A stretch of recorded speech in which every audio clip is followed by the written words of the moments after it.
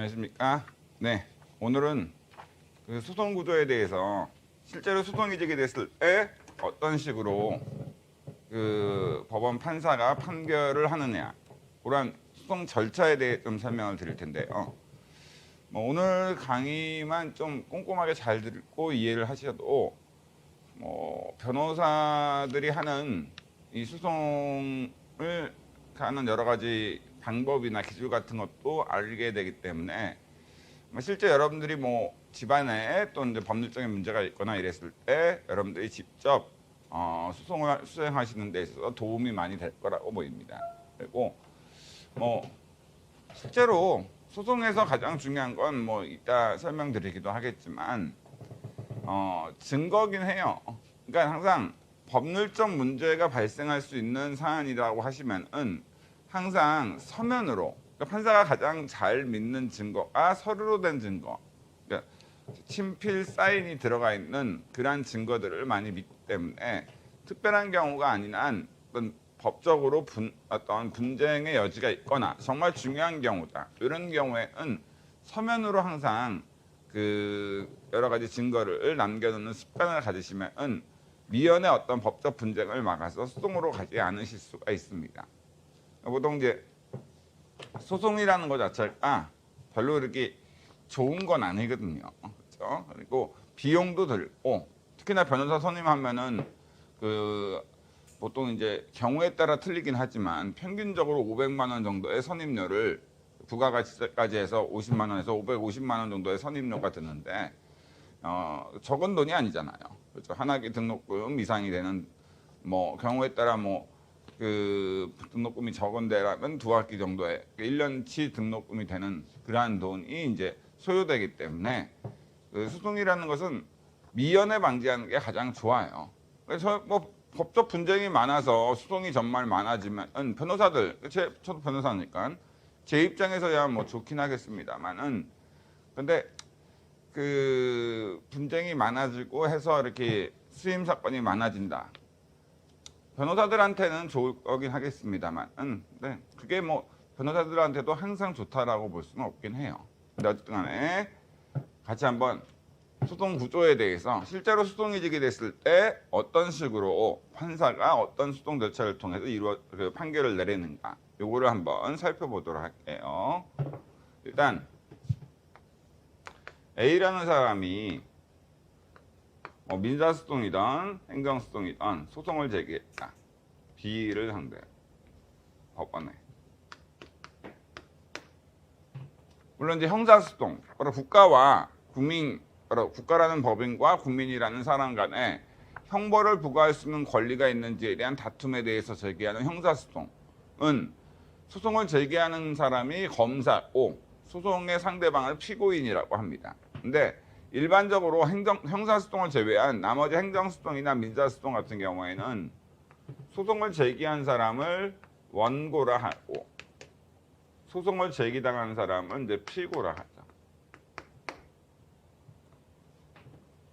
자, 그런데 어쨌든 그 소송이 제기됐다. 그럼 법원은 어제도 잠깐 설명드렸지만 당해 소송이 소송으로서 갖춰야 될 요건, 소송법에 규정된 소송으로서 적법하게 제기되기 위해 갖춰야 될 요건, 소송 요건을 충족했는지 여부를 심리를 해요.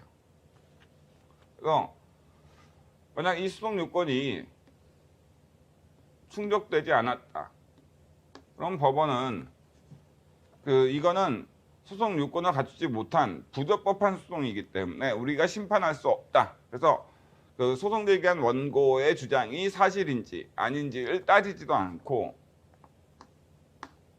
이제 각하 판결을 내리죠. 그러니까 문전박대죠. 그리고 이제 소송 요건을 갖췄다라고 판단되면 이제 본안 심리, 원고의 주장이 사실인지에 대한 심리를 하게 됩니다.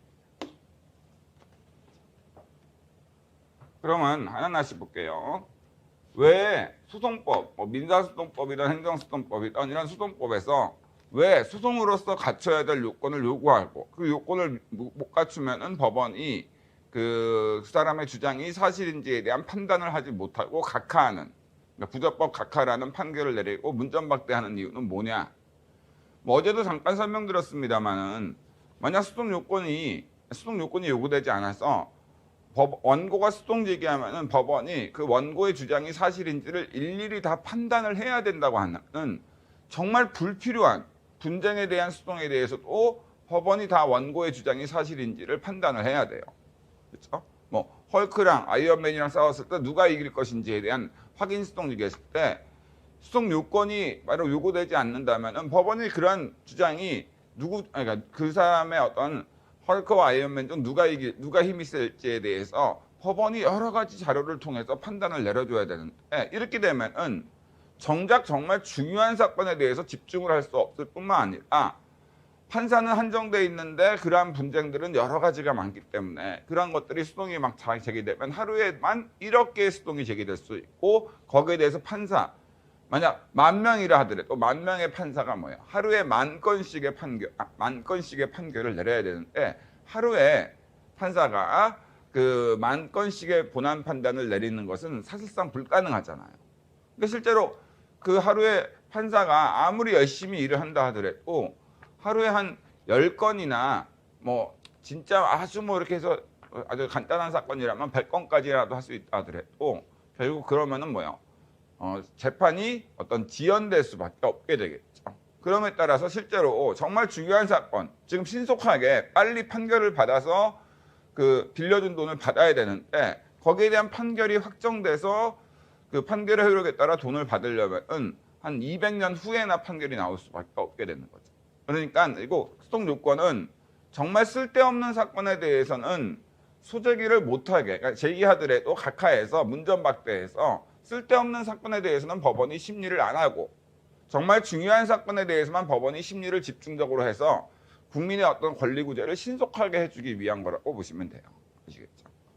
근데 또 반대로 이 수동 요건이라는 것을 너무 좁게 해석해서 실제로 권리가 침해당한 법에 의해서 보호되는 특정된 사람의 이익인 권리가 침해당한 사람이 소송을 제기했는데도 법원이 수동 요건 흠결이 됐다고 각하하게 되면 결국 뭐예요? 국민의 어떤 권리, 침해된 권리를 구제할 수 있는 방법이 없으니까 그러니까 이거는 또 문제가 되겠죠. 그래서 우리가 헌법에 보면은 어떤 헌법 27조에 국민의 재판 청구권이라는 권리가 있는데 헌법상 기본권이 그런데 수동 요건을 너무 좁게 보게 되면은 결국 헌법 27조에 규정된 재판 청구권을 침해하는 거기 때문에 기본권이라는 권리를 침해하는 거기 때문에 문제가 생겨요. 그러니까 그래서 이거 수동 요건은 필요하긴 하고 분명히 요구되는 게 맞습니다만 너무 좁게 해석하면은 실제로 권리를 침해받은 국민이 권리를 구제받을 방법이 없다는 점에서 문제가 있고 그렇다고 또 너무 넓게 인정하게 되면은 수동이 워낙 많은 수동이 제기돼서 재판이 지연됨에 따라 신속한 국민의 권리 구제가 안 된다는 점. 그 양자를 적절히 조화하는 것이 필요합니다. 근데 이러한 수동 요건을 일단 첫 번째 판단 기준시는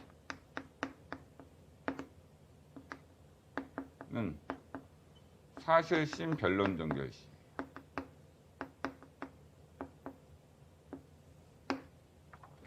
사실심 변론 종결시.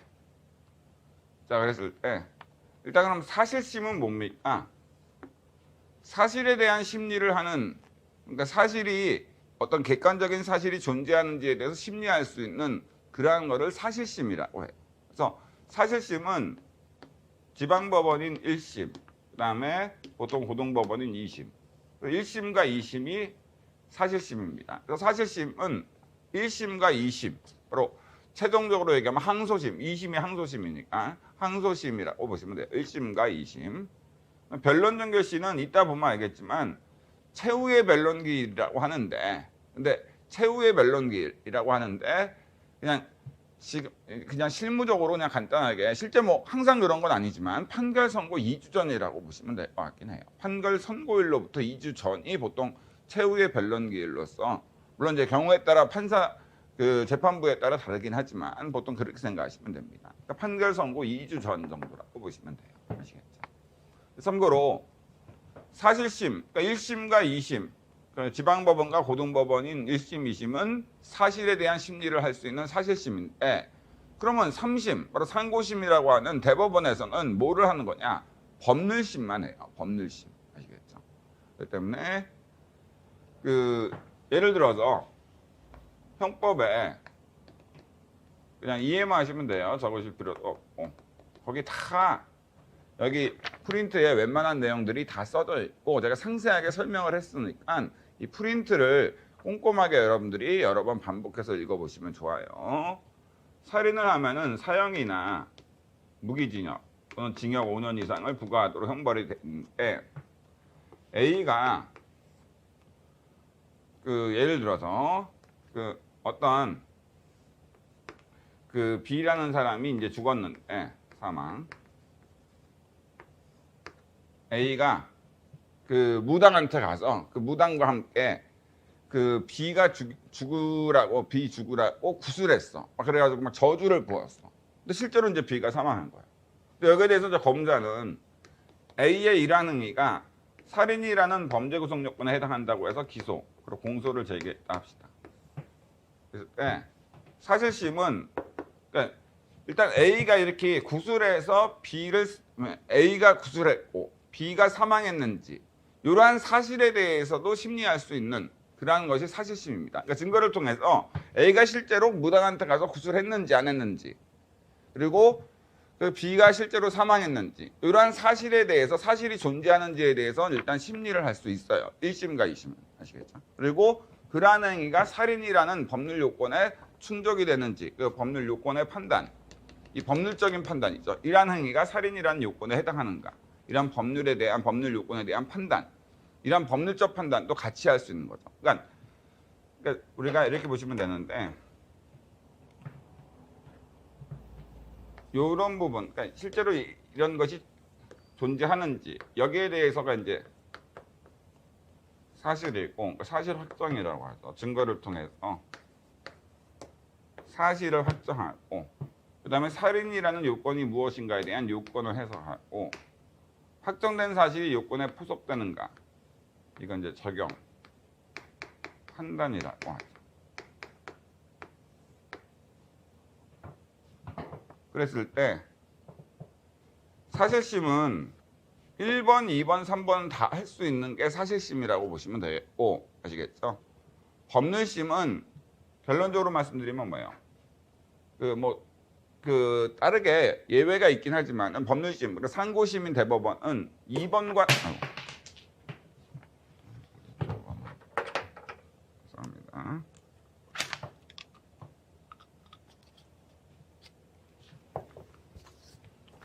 자, 2번과 3번만 하는 이게 바로 이제 법률심이라고 보시면 돼요. 예를 들어서 1심에서 객관적인 증거를 통해서 이 사람이 구술했다는 사실을 확정했고 그 다음에 굿이 바로 B가 죽었으면 좋겠다라는 취지로 구술했고 그래서 실제로 B가 사망했다는 사실이 확정됐어. 그리고 이러한 행위가 바로 B라는 사람을 A가 죽인 살인이라는 요건에 충족된다고 해석을 해서 판단을 해서 징역형을 부과했거든요. 근데 여기에 대해서 대법원으로 왔어. 대법원은 이러한 사실 확정을 제대로 했는지에 대해서는 원칙적으로 심리를 못하고요. 이러한 1심과 2심, 사실심에서 증거를 통해 확정한 사실이 이 법률 요건인 살인이라는 요건에 충족되는지에 대한 해석과 요건 판단만 하는 겁니다. 그랬을 때 결론만 말씀드리면 이거 과연 살인이라는 요건에 해당할까 안 해당할까? 인과관계가 없기 때문에 바로 그 요건에 해당하지 않죠. 아시겠죠? 왜냐하면 A가 저주한 건 맞아. 무당을 통해서. 근데 참고로 이런 거는 직접 원인설이라고 해서 나중에 이제 배우고 이렇게 할 텐데 경찰 책임이라는 어려운 부분에서 배우긴 할 텐데 이 무당한테 저주를 하면은 항상 100% 뭐예요? 사람이 죽습니까? 그렇지는 않잖아요. 그렇죠? 그렇기 때문에 이러한 행위가 100% B의 사망에 어떤 인과관계를 제공했다고 볼 수는 없기 때문에 상당 인과관계를 그렇죠? 그렇기 때문에 결국 인과관계가 인정되지 않으므로 대법원은 뭐예요? 최종적으로 이제 법률적인 판단을 했을 때 이러한 사실심을 통해서 확정된 사실이 이러한 살인이라는 법률 요건에 충족했는지에 대한 법률적인 판단을 통해서 만약 충족이 안 된다고 대법원이 최종적으로 판단하면 이제 무죄 판결이 최종적으로 나오게 되겠죠.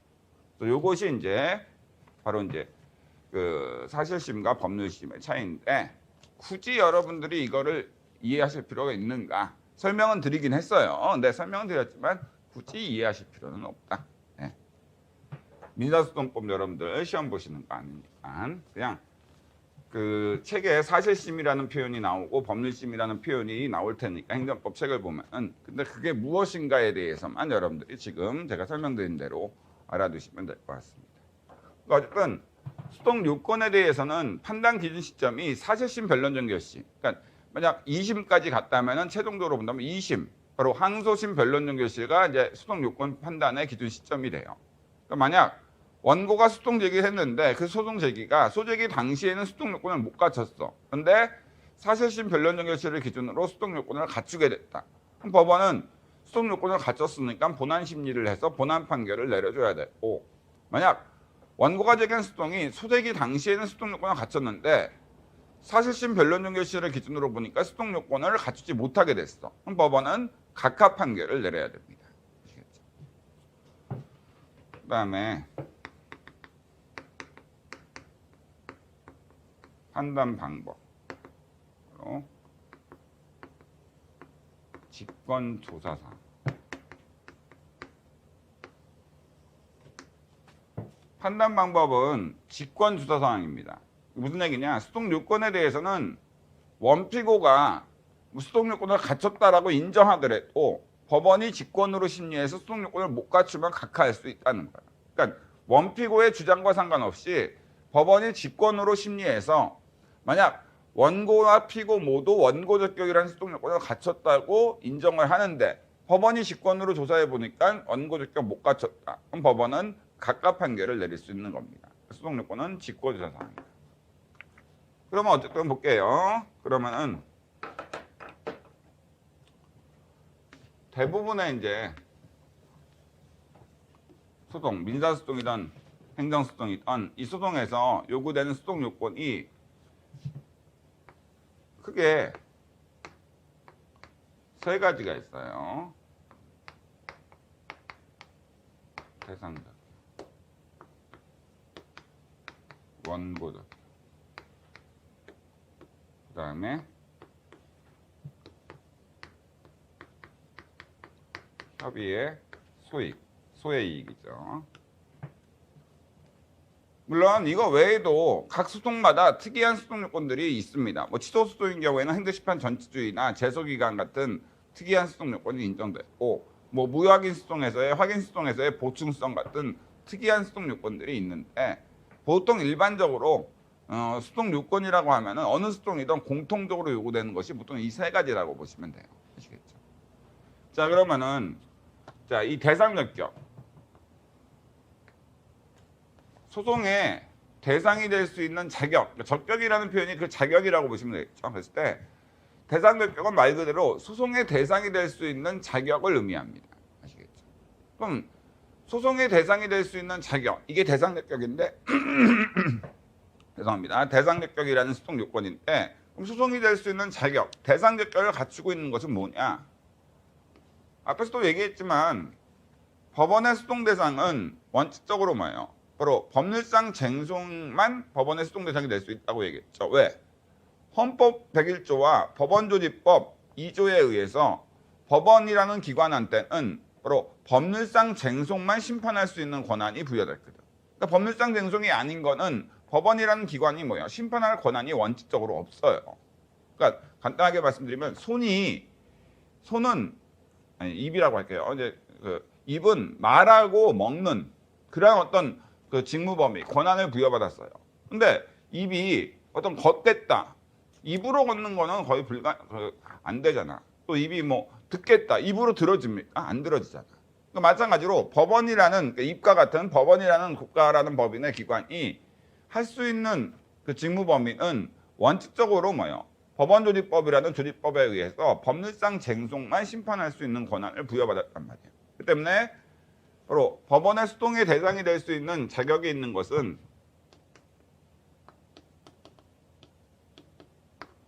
법률상 쟁송입니다. 그렇죠? 근데 이 법률상 쟁송이 무엇인지에 대해서는 제가 앞에서 얘기했죠. 바로 사람과 사람 간의 구체적인 권리 의무 다툼. 이게 이제 법률상 쟁송이라고 했어요. 아시겠죠? 그래서 실제로 그래서 결론적으로 말씀드리면 법원의 수동 대상이 될 수 있는 것은 원칙적으로 사람과 사람 간의 구체적 권리 의무 다툼이다. 바로 법률상 쟁송이다. 그래서 실제 실무적으로 본다면은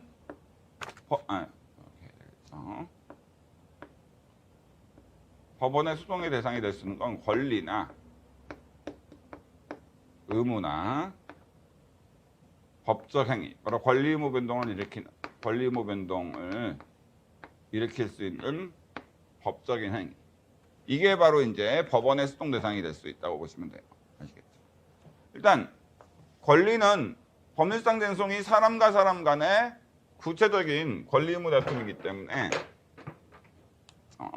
그렇기 때문에 법률상 쟁송이 그러므로 당연히 권리는 권리 의무 다툼이니까 권리에 포함되니까 당연히 소외 대상이 될 수 있죠. 예를 들어 국가를 상대로 A라는 원고가 10억 국가배상 청구 소송을 제기했다. 그럼 소외 대상이 뭐예요?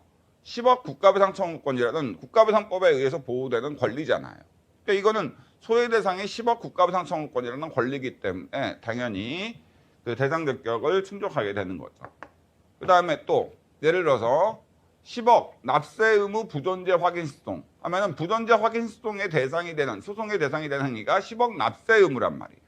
그러니까 권리가 아니라 의무더라도 하여튼 권리 의무 다툼에서 의무의 다툼이 있으니까 당연히 뭐예요? 소외 대상이 될 수 있는 거죠. 그다음에 세 번째 법적 행위.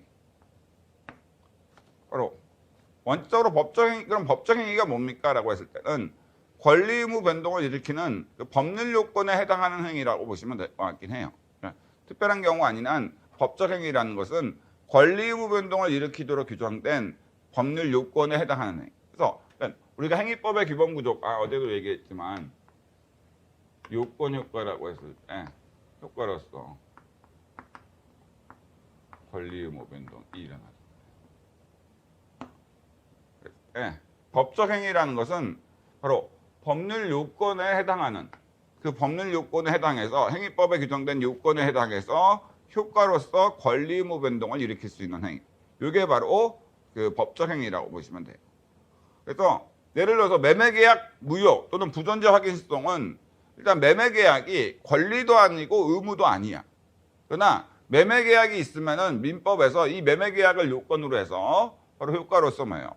매매대금 지급 청구권이나 소유권 이전 등기 청구권과 같은 권리 의무 변동이 일어나도록 민법에서 매매계약을 그 권리 의무 변동을 일으키는 법적 행위로 규정하고 있거든요. 근데 이거는 당연히 뭐예요? 바로 그 권리 의무 변동을 일으키는 법적 행위니까 법원의 수동 대상이 될 수 있는 거죠. 이해되시겠죠? 그렇게 보시면 돼요. 자, 그러면은 두 번째 원고적격. 자, 그 원고적격은 말 그대로 원고로서의 자격, 그러니까 원고가 될 수 있는 자격이라고 보시면 돼요. 그러니까 원고가 될 수 있는 자격. 그랬을 때 그냥 이건 어떻게 보면 여러분들이 상식적으로 판단하시면 되긴 할 건데 이 원고적격, 원고로서의 자격을 요구하는 이유는 어떤 하나의 법적 분쟁에 대해서 개나 소나 다 소송 제기해서 본안 심리를 받을 수 있게 되면은 하나의 분쟁에 대해서 뭐예요? 우리나라 국민이 5천만이니까 5천만 개의 소송이 제기돼서 5천만 개 다 본안 판결을 받아야 되잖아. 그러면은 소송이 너무 많아져서 재판이 지연될 수밖에 없거든. 그래서 원고로서의 소송을 제기할 수 있는 자격이 있는 사람만이 소송을 제기할 수 있도록 하고 그러한 자격이 없는 사람, 그러니까 쓸데없는 자기와는 전혀 관련 없는 사건에 대해 소송 제기하면 법원은 각하합니다. 원고적격. 기본적으로 원고적격은 누구한테 인정되느냐라고 했을 때 보통 뭐 여러 가지가 얘기할 수 있습니다만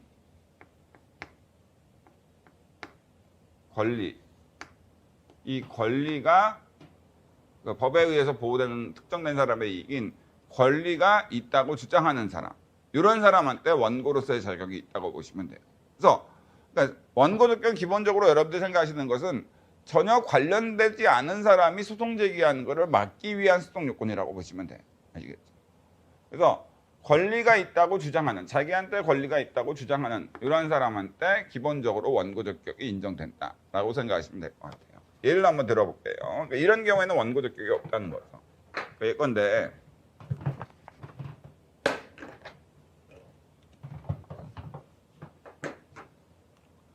A가 B한테 10억을 빌려줘서 10억에 대한 10억이라는 돈을 지급해 달라는 요구할 수 있는 권리가 이제 A한테 있어. A한테. 그리고 B는 10억을 지급해야 돼. 10억이라는 돈을 갚아야 돼. 지급해야 될 의무가 있어. 근데 A가 그 B한테 돈을 달라, 10억을 달라고 요구했는데 B가 돈을 안 주는 거야. 의무를 이행을 안 하는 거죠. 그래서 A의 권리가 침해되고 있는데 A가 되게 착해서 이거를 소송을 제기해서 B의 재산을 압류 경매에서 이제 강제 집행을 해야 되는데 A가 소송 제기를 안 하는 거야. 그래서 옆에 있던 C가 착한 A와 정말 친한 친구인 C가 원고가 돼서 10억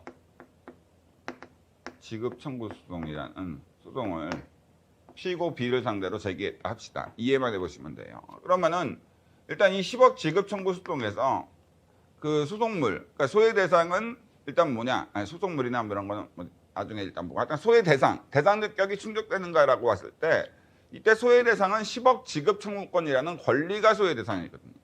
그러니까 일단 소외 대상인 10억 지급 청구 소송에서 소외 대상은 10억 지급 청구권이니까 그러니까 무슨 청구 소송에서는 무슨 청구권이 바로 소외 대상이 되는 거거든요. 그러니까 10억 국가배상 청구 소송이다. 그럼 10억 국가배상 청구권이 소외 대상이라고 보시면 돼요. 어쨌든 소외 대상은 바로 10억 지급 청구권이라는 권리가 소외 대상이니까 대상 적격은 갖췄어. 근데 원고 적격을 갖췄는가라고 했을 때 C는 이 권리, C의 주장만으로도 뭐예요? C는 자기한테 10억 달라는 게 아니라 뭐예요? 그 A한테 권리가 있으니까 B는 A한테 10억을 지급해라라고 하면서 소송 제기한 거란 말이에요. 그럼 C의 주장만으로도 뭐야? 원고인 C한테 권리가 없잖아. 그렇죠? 그러니까 C의 주장만 보더라도 뭐예요? 원고인 C한테는 뭐예요? 권리가 없잖아. 그리고 이 사안에서 권리를 침해받은 사람은 A지 C는 권리가 없는 사람이에요. 근데 이런 사람들까지도 소송 제기할 수 있는 원고로서의 자격을 인정해서 본안 심리를 하게 되면 뭐야?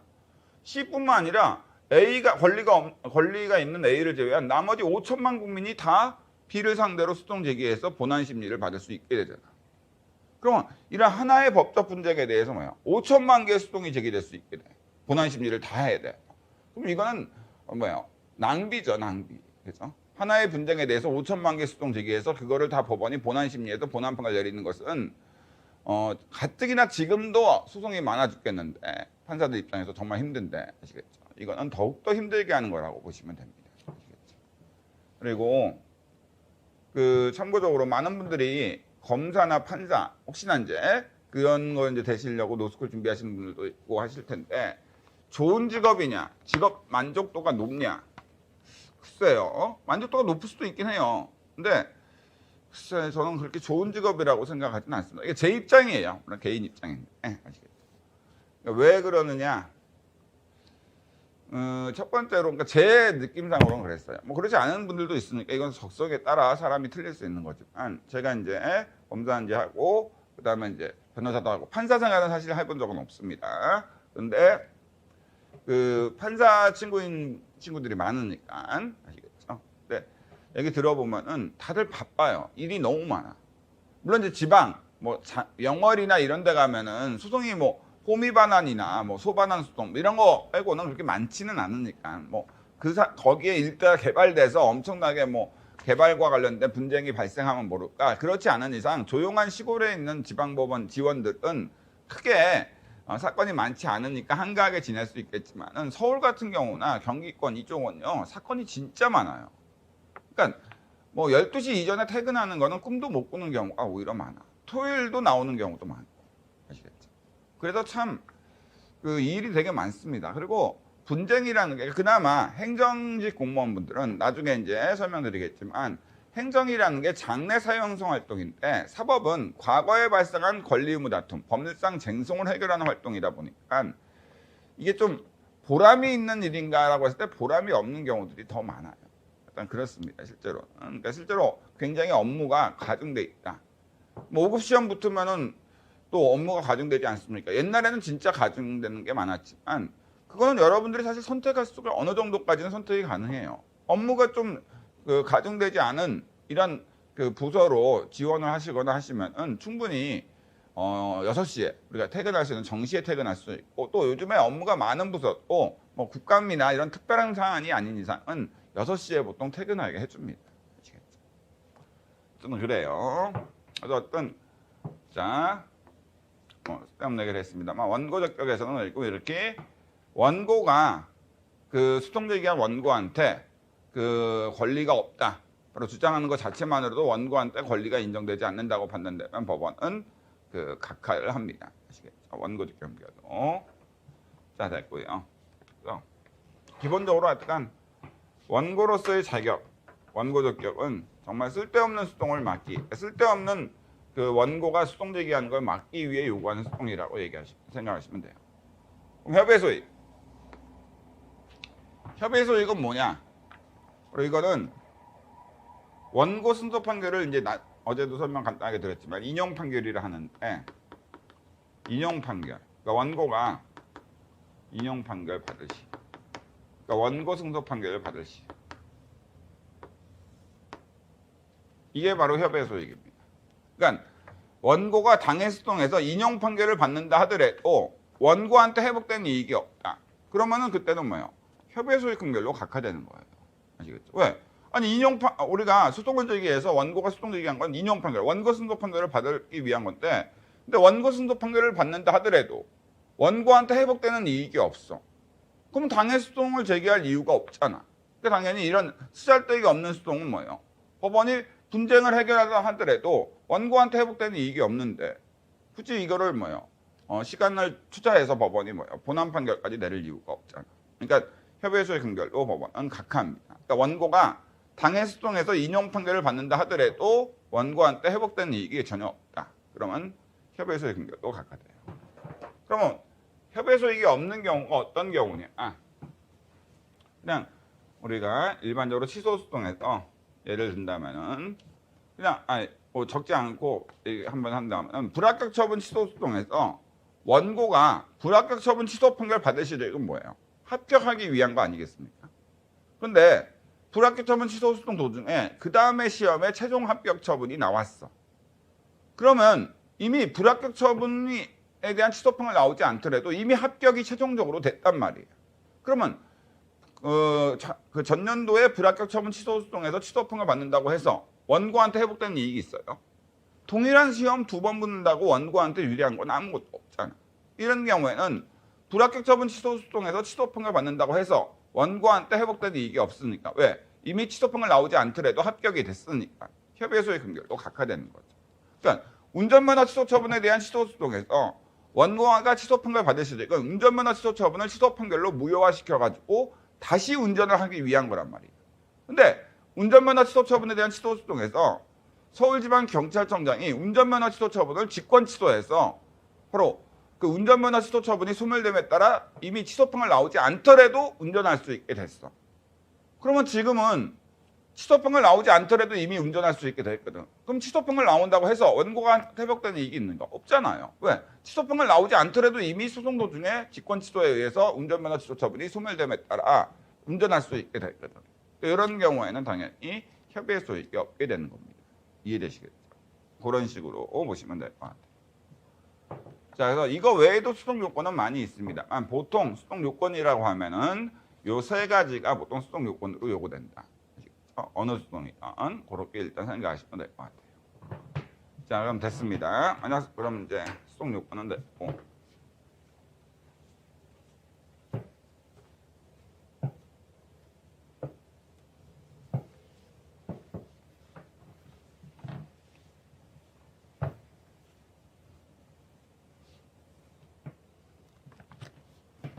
여러분들이 그 5급 공채를 이제 준비하시는 게 좋은 게 5급 공채 시험에 붙으시면은 뭐 다 아시는 바와 같이 시험에 한 번에 붙으니까 그야말로 고위공직자가 된다는 건 다 아시고, 그리고 특별한 사정이 없는 한 5급 시험, 공채 시험에 예전 행정고시죠. 이 시험에 붙으면은 중앙부처 국장까지는 특별한 문제가 없는 한 간다.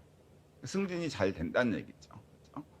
그리고 이제 뭐 실장이나 이런 위로도 더 갈 수도 있는 건 당연하고. 근데 그거는 조금 어떤 정치적인 여러 가지 상황이나 그 운이 좀 작용하긴 해요. 여튼간에 굉장히 고위직까지는 당연히 보장돼 있다. 실제로 죄송합니다. 시험 한번 붙어가지고 이런 식으로 이렇게 쫙 고위직까지 보장돼 있는 시험은 지금 남아있는 유일한 시험이라고 보시면 될 것 같긴 해요. 아시겠죠? 근데 또 5급 공채 시험을 준비하시면 좋은 점은 뭐냐면은 여러분들이 준비하시다 보면 뭐예요? 경제학과 행정법, 또 행정학 이런 것들을 주관식 시험으로 돼 있다 보니까 뭐예요? 깊이 있게 여러분들이 공부를 하시죠. 내용을 이해하려고 이해하지 못하면 객관식이야 암기해서 이렇게 하면 되는데 주관식은 뭐예요?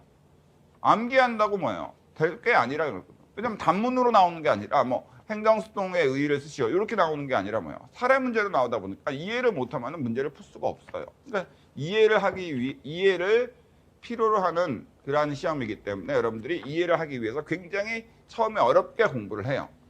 근데 그게 이제 좋은 점이 뭐냐면은 예를 들어서 5급 시험에 붙으면 바로 붙으면 좋은데 예를 들어서 이제 5급 시험에 이렇게 준비를 했는데 1년 정도 준비했는데 그 다음에 시험에 합격을 못할 수가 있단 말이에요. 그랬을 때 뭐예요? 바로 그냥 뭐예요? 국가직 7급을 보시면은 조금만 암기해서 그러면 여러분들이 뭐예요? 합격의 하는 게 굉장히 높아지는 거죠. 7급은. 왜? 일반적으로 경제학이나 행정법이 굉장히 어려운데 이 부분에 대해서 뭐예요? 여러분들 이미 이해가 되신 상태야. 어떻게나 뭐예요? PSAT도 잘 하시잖아. 그러니까 그렇기 때문에 실제로 뭐예요? 5급을 준비하시면은 한마디로 이게 우리가 5급에 붙는 게 당연히 목표긴 한데 만약 안 된다 하더라도 뭐예요? 7급을 바로 시험 봐서 붙을 확률이 매우 높아진다는 거죠. 아시겠죠? 처음부터 7급을 준비하신 분보다 여러분들이 훨씬 더 유리하다는 얘기입니다.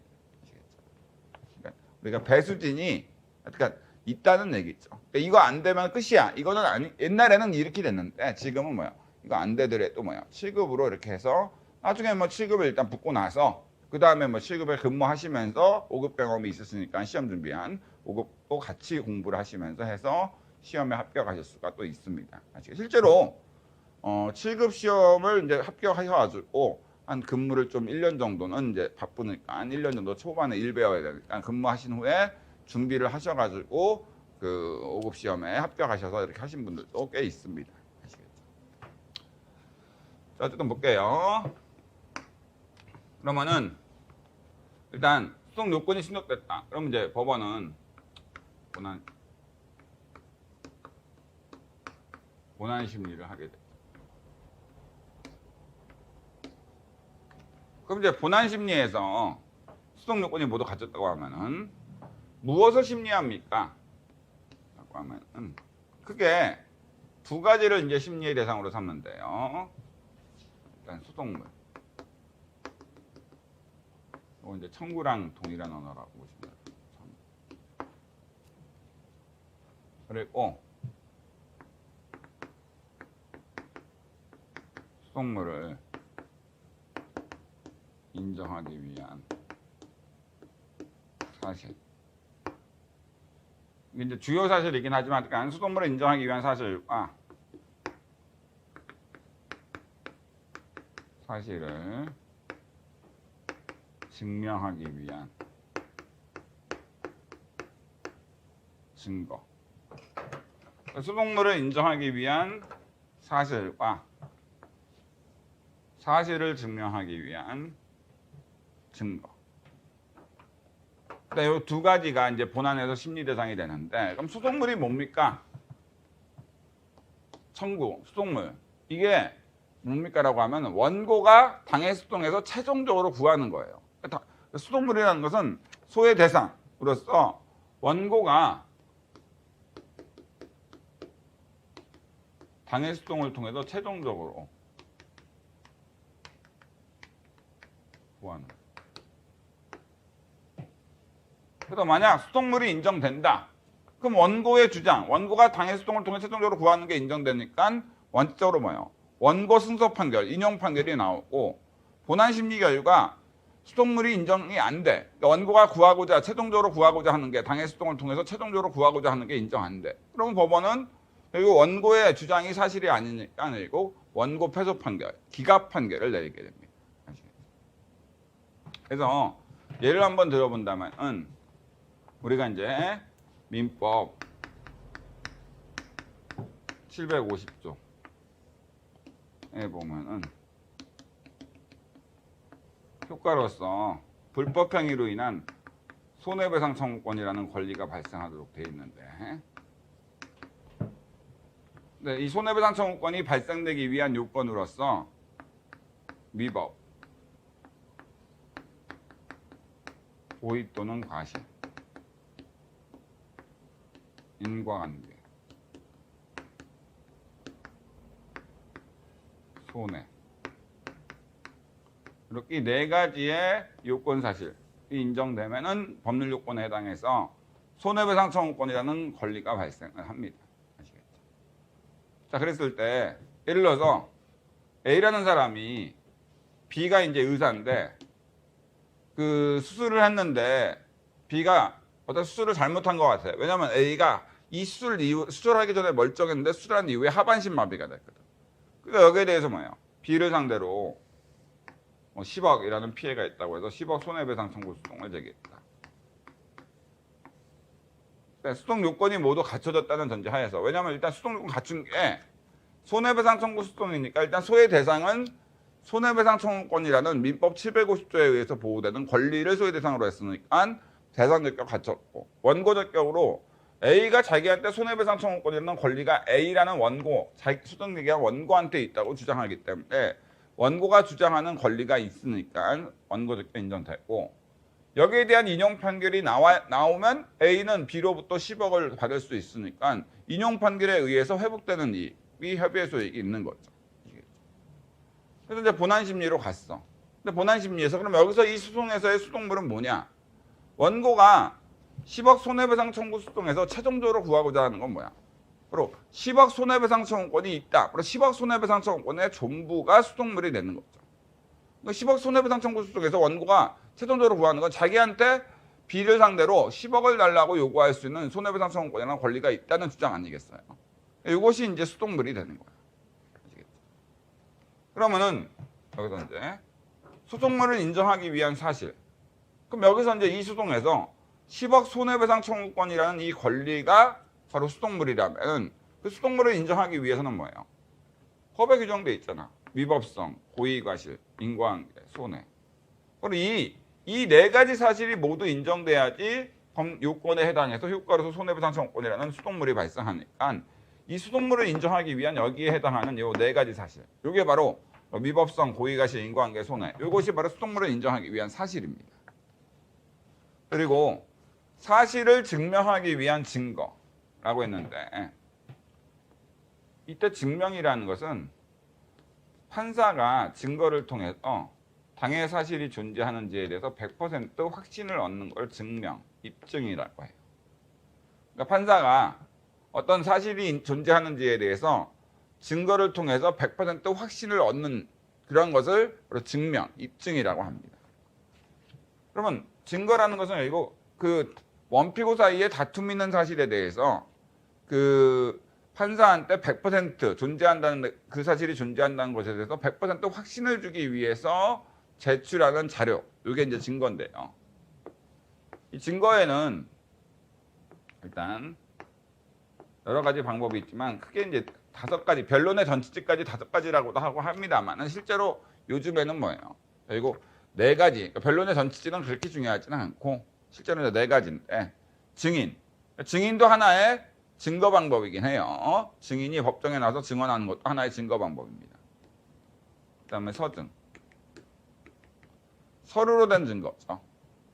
매매계약서, A 원고가 매매계약 부존재 확인 소송 제기하면서 매매계약이 체결된 적이 없다라고 주장하는데 피고인 B는 매매계약 체결됐다라고 주장해요. 매매계약이 체결됐다는 사실에 대해서 다툼이 있는데 여기에 대해서 뭐예요? 바로 피고가 원고인 A와 피고인 B 간에 어떤 친필 사인이 들어가 있는 매매계약서를 제출했다. 그 매매계약서라는 그 서류로 된 증거를 통해서 판사는 뭐예요? 매매계약이 체결됐다는 사실에 대해서 100% 확신을 갖게 되겠죠. 바로 이렇게 서류로 된 증거, 서증입니다. 그래서 특별한 경우가 아닌 이상 판사는 서증을 가장 잘 믿고요. 증인은 잘 믿지는 않아요. 그래서 신빙성이 있는가에 따라 판단하는데, 그래서 증인의 증언이 결정적인 증거로서 판단되는 경우는 형사사건인 경우, 특히나 형사사건에서도 뇌물이나 또는 어떤 그 성범죄, 이런 것들은 객관적인 물적 증거가 안 남을 수가 있기 때문에 성추행이나 뭐 이런 것들은 객관적인 물적 증거가 남기 어렵기 때문에 증인의 증언이 일관되고 신빙성이 있으면은 그것만으로도 증명된 걸로 판단하는 경우가 많이 있습니다. 아시겠죠? 자, 아시겠죠? 자, 그래서 됐고 그 다음에 검증. 이건 이제 판사가 직접 눈으로 보는 거죠. 판사가 직접 눈으로 보는. 그래서 그 변호인이 또는 뭐 검사가 현장 검증을 신청합니다라고 이제 했어. 그래서 현장에 범죄 현장에 이제 판사가 직접 갔어. 판사가 보니까 목매달아서 목매달아서 죽었다라고 했는데 그 죽은 피해자의 키와 이 천장 높이를 직접 눈으로 봐서 센치를 직접 판사가 재봤어. 현장 검증에서. 그랬더니 뭐예요? 안 맞는 거예요. 왜냐하면은 사람이 자살하려면 뭐 죽으려면 여러 가지 방안으로 죽을 수 있고 정말 쉽게 죽을 수 있는 방법 뭐 쉽게 참 운이 나빠서 쉽게 죽는 경우도 있긴 하겠지만은 보통 의학적으로 제가 이제 목을 매달려고 한다. 그러면 이 정도 높이 이상은 돼야 돼요. 아시겠죠? 왜냐면 사람이 목을 매달면은 그 늘어난대. 어떻게든 뭐 사람이 살려고 하는 건지 몰라도 저도 이제 국가수 얘기를 들었으니까 늘어난대. 그렇기 때문에 목을 사람이 이제 자살을 하려면은 실제로 자기 키보다 훨씬 높은, 그러니까 1m인가 정확히 제가 기억은 안 납니다만 그 정도의 높이가 있어야만 자살을 할 수 있다는 거예요. 근데 실제로 검증해 본 결과 아니 1m가 아니라 높이가 뭐 90cm였다. 이 정도면은 자살이라고 볼 여지가 있으니까 살인했다는 사실에 대해서 증명이 안 된 게 될 수 있는데 실제로 높이를 보니까 30cm밖에 안 돼. 키보다. 이렇게 30cm밖에 안 돼. 그럼 이걸로는 자살할 수 없다라고 이제 판단해서 이거는 타살, 바로 실제로 살인 행위에 해당한다라고 이제 검증을 통해서 확신할 수도 있는 거죠. 그래서 현장 검증 같은 게 이제 판사가 직접 눈으로 보는 거, 검증. 그다음에 감정, 전문가한테 맡기는 거죠. 국가수한테 어떤 필적이나 지문 감정을 의뢰한다거나 이런 걸 통해서 또는 필적 감정 이런 것들 하는 거. 이런 것도 하나의 증거 방법이, 사실을 증명하기 위한 증거 방법. 자, 그래서 일단 그러면 어쨌든 볼게요. 실제로 요산 한번 예를 들어 볼게요. A가 B를 상대로 의사를 상대로 10억 손해배상 청구 소송을 제기했어. 그럼 이제 수송물은 10억 손해배상 청구권의 존부가 수송물이고 수송물을 인정하기 위한 사실은 여기 손해배상 청구권이 인정되려면 미법성, 고의가실, 고의 또는 과실, 인과관계, 손해가 인정돼야 되겠죠. 그리고 증거야 뭐 이렇게 됐습니다. 어쨌든 볼게요. 그러면 일단 소송물에 대한 심리 절차.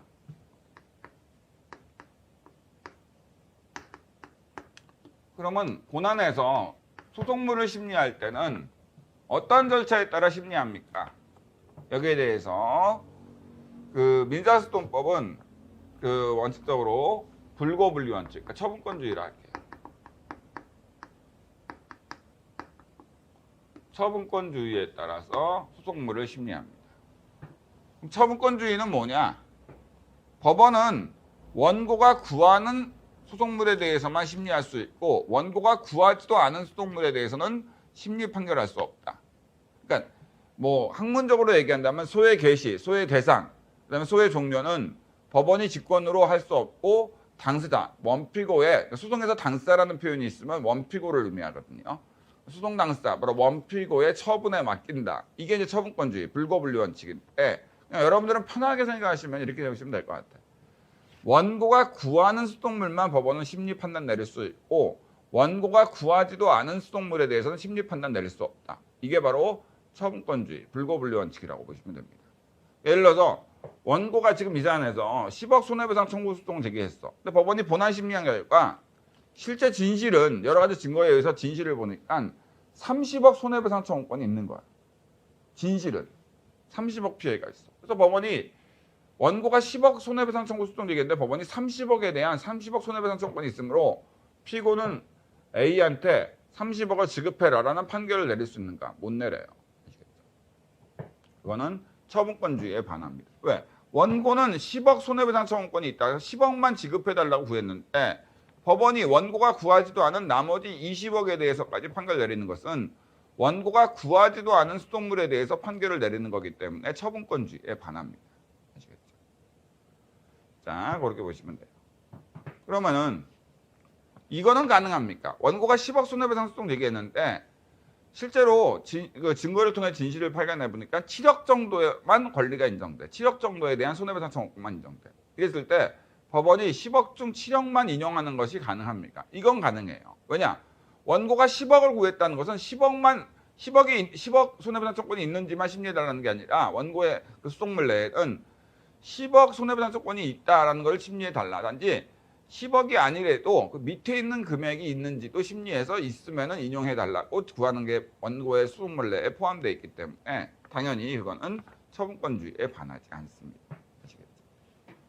그래서 원고가 구하는 소송물에 대해서만 법원은 판단 내릴 수 있다. 참고로 왜 처분권주의라는 게 민사소송법의 대원칙으로서 왜 처분권주의라는 게 소송물 심리 절차로 인정되는가? 진실은 30억 손해배상 조건이 있는데 원고가 10억만 손해배상 소송 얘기했다고 해서 진실과 상관없이 그냥 원고가 구하는 10억에 대해서만 인용 판결을 내릴 수 있고 원고가 구하지도 않은 소송물에 대해서 왜 심리 못하도록 하느냐? 왜 처분권주의가 인정되느냐?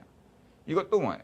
결국 신속한 재판을 위한 그런 거라고 보시면 돼요. 신속한 재판. 왜? 만약 처분권주의가 적용이 안 되게 되면은 그러면 법원이 원고가 소송문에서 소송물로 구하지 않더라도 법원이 직권으로 조사해가지고 어떤 소송물이 인정되는지 심리해서 다 일일이 판결을 내려줘야 돼. 그럼 어떻게 돼요? 판사의 부담이 가중되니까 하나의 소송 사건에서 10시간이면 처리할 사건이 뭐예요? 원고가 구하지도 않은 소송물에 대해서까지도 심리 판단 내려줘야 되니까 뭐예요? 바로 뭐예요? 30시간으로 늘어나. 그러면 지금도 대법원 판결까지 민사사건에서 복잡한 사건인 경우 대법원 판결까지 확정되려면 뭐예요? 5년 정도 걸리는데 여기서 뭐예요? 바로 3배나 5배 정도가 늘어나게 되면 뭐예요? 바로 15년이나 20년 후에나 판결이 나오게 돼요. 그렇죠? 그러면 이거는 국민이 신속하게 권리구제를 받지 못하게 되잖아. 그렇기 때문에 결국 처분권주의로 해서 원고가 구하는 것만 법원이 신속하게 심리해서 신속한 재판을 하도록 하는 것이 어떤 실질적으로 뭐예요? 국민의 신속한 권리구제에 도움이 되기 때문에 그런 거라고 보시면 될 것 같아요. 자, 됐고요. 그러면 일단 사실과 증거 심리 절차.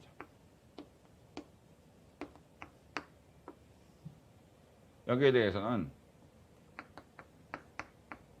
변론주의라는 게 있고 직권탐지주의가 있어요. 변론주의는 이제 민사소송의 대원칙이라고 보시면 되고 직권탐지주의는 학설 대립이 있긴 하지만 형사소송의 대원칙이다. 이렇게 보시면 돼요. 사실과 증거심리 절차에 대해서 변론주의는 민사소송의 대원칙이라면 직권탐지주의는 형사소송의 대원칙이다. 이렇게 보시면 될 것 같습니다. 그럼 이제 변론주의가 뭐고 직권탐지주의가 뭔지 이런 부분은 다음 일단 10분 정도 쉰 다음에 진도 나가도록 할게요. 10분만 쉬겠습니다.